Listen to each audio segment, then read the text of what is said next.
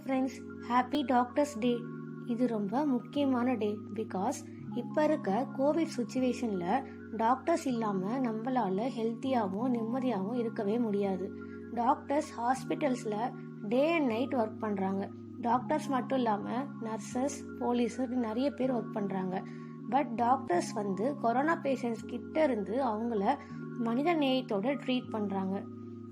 Every year July 1 அப்போ தான் நாம் இந்த டேவை செலிப்ரேட் பண்ணுறோம். அது ஏன் ஜூலை 1 அப்படின்னா டாக்டர் பிதன் சந்திர ராய் என்பவரோட பர்த் அண்ட் டெத் ஆனிவர்சரி இந்த டேயில் தான். அவர் ஒரு physician, freedom fighter, educationist and politician. அவர் தான் வெஸ்ட் பெங்காலோட செகண்ட் சிஎம்மாக இருந்திருக்காரு.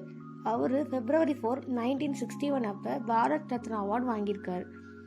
IMA அதாவது இந்தியன் மெடிக்கல் அசோசியேஷனோட ஃபவுண்டர் இவர் தான்.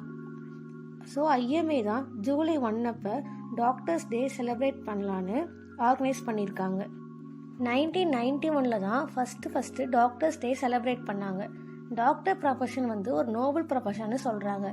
பிகாஸ் எல்லா டாக்டர்ஸுமே மோஸ்ட்டாக டெடிக்கேட்டடாக ரொம்ப பேஷன்ஸாக இருக்காங்க. இந்த கொரோனா வந்ததுலேருந்து டாக்டர்ஸ் தான் நம்ம சொசைட்டிக்கு பில்லராக இருக்காங்க. நம்ம இந்தியாவில் மட்டும் 12.5 லட்சம் டாக்டர்ஸ் இருக்காங்க. அதில் 3.5 லட்சத்துக்கும் மேலே ஸ்பெஷலிஸ்ட் இருக்காங்க.